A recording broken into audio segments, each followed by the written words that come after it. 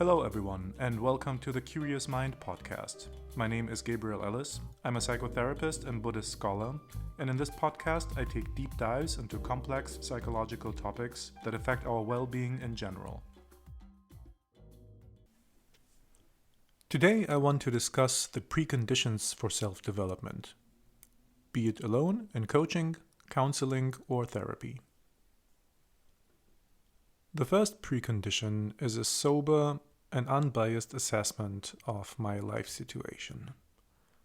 Where am I now? What is going well? What is going bad? And what can I do on my own? Where do I need help?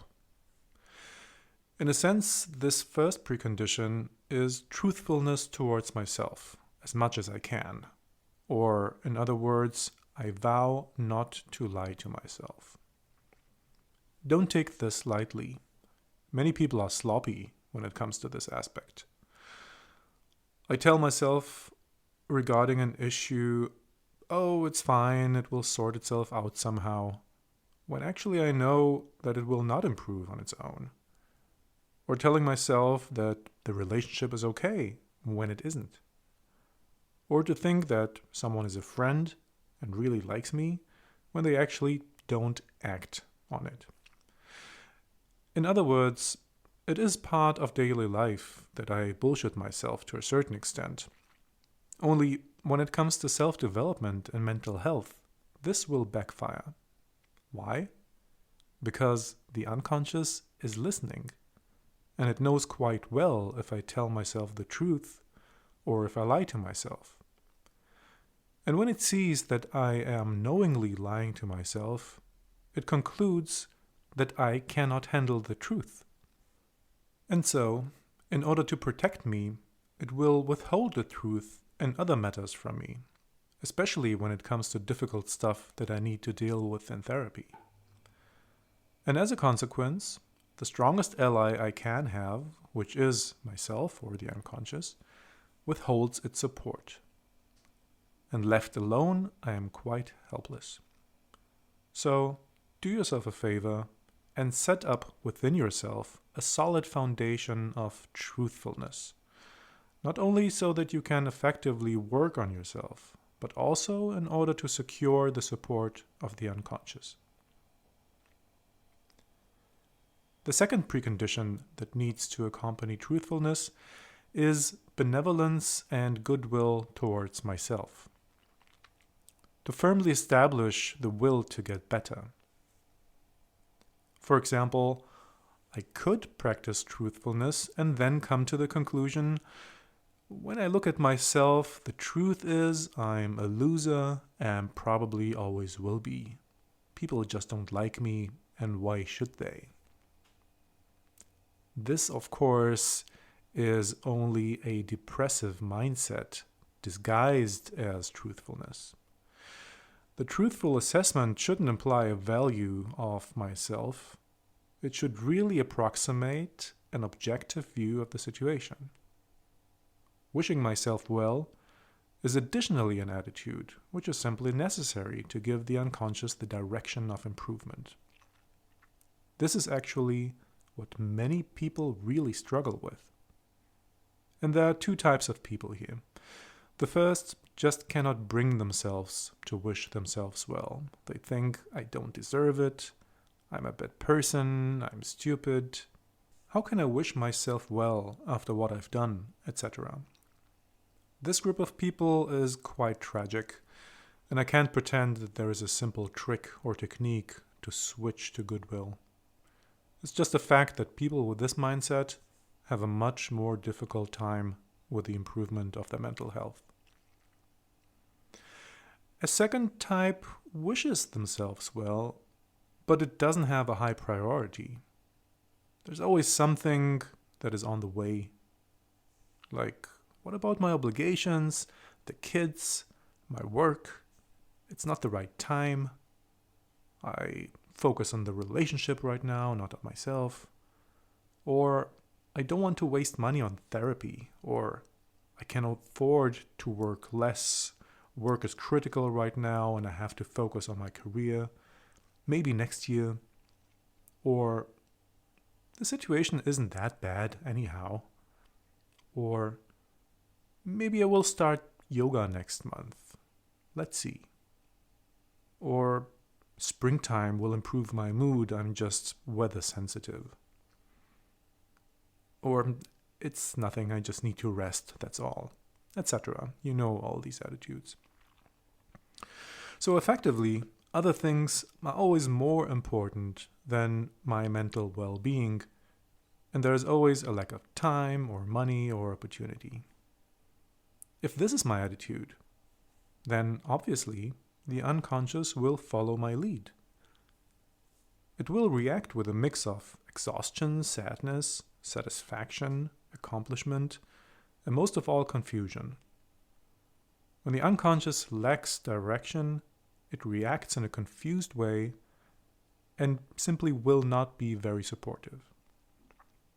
If, on the other hand, my clear priority is to get well and to be satisfied, then the unconscious will use its opportunities to guide us with intuition, the according emotions, and thoughts in this very direction.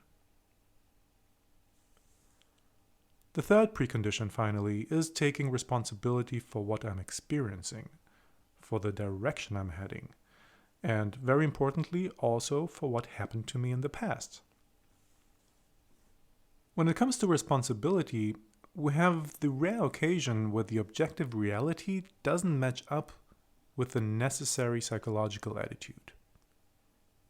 When we generally ask what the responsibility of the individual is for what they experience, we must admit that not only do many people in our environment have a tremendous influence on our daily life, but there are also aspects like infrastructure, weather, politics, the economic situation, etc.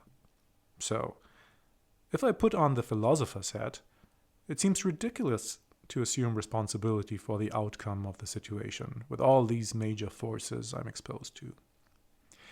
Only, if I translate this into a mental attitude, I'm inviting helplessness and a setup for depression. Because for each single endeavor, I can only hope and pray that the forces around me support my insignificant efforts. So, strangely, if I really wish myself well, I need to assume much more agency and responsibility for my situation. But for what exactly?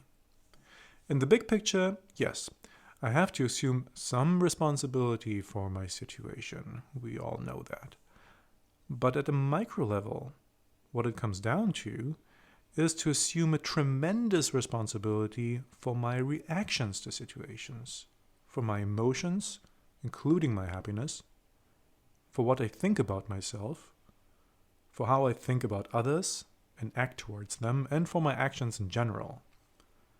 And finally, I'm accountable for the support of my unconscious.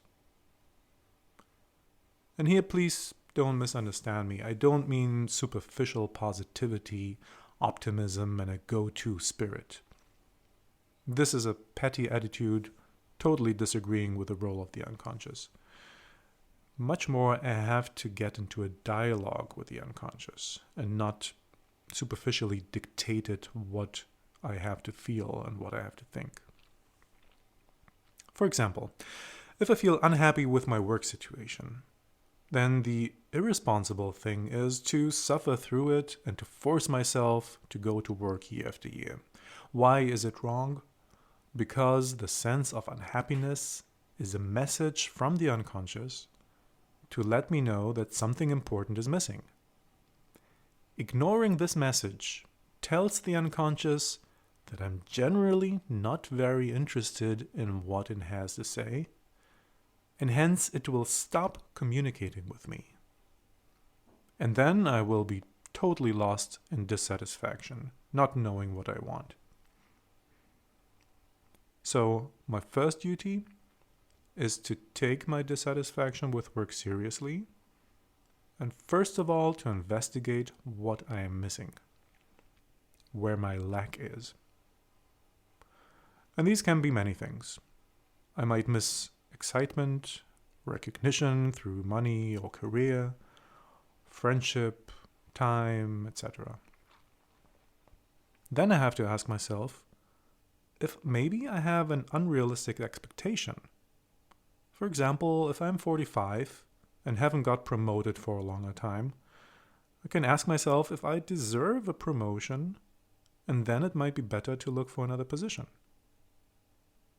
But maybe the work frustration actually goes back to a much broader topic of being frustrated with what life has become and then dealing with crushed expectations in general. In this case, work itself is not the major theme, but only a subtopic, and I have to take care of the bigger theme first. Again, this is only an example for a dialogue process with my unconscious, where I ask myself questions about where I am stuck, and then I follow the breadcrumbs until I finally find out what actually needs to be changed. And it can be circumstances like job or relationship, or it can be my attitude towards these things. This is where the journey gets highly individual, and the actions we take through the assumed responsibility form a most intimate journey into what makes us truly unique. So, to sum up, I suggest that self-development and the improvement of my mental health are based on 3 preconditions. First, an honest assessment of my life. Second, an uncorrupted attitude of wishing myself well. And third, an attitude of taking strong responsibility for what I feel, think, and do, which then leads to a responsibility for my life situation in general. In my experience, the more a client or patient has these preconditions fulfilled, the smoother and more satisfying their journey is. And you can easily imagine how difficult self-development, coaching, counseling, or therapy is when people have a habit of lying to themselves or not prioritizing their well-being or not taking responsibility for their life situation. I hope this was interesting for you. And maybe you can check for yourself where you are positioned with these 3 aspects, if you want to make adjustments, and most importantly, what effect an adjustment has. That's it for today. Thanks everyone for listening. Feel free to leave a comment, and if you enjoyed it, tune in to another episode on this channel. Below you can also find a link to my website, elliscounseling.com, and my Facebook page, Ellis Counseling and Psychotherapy, where you can contact me for online therapy or counseling sessions.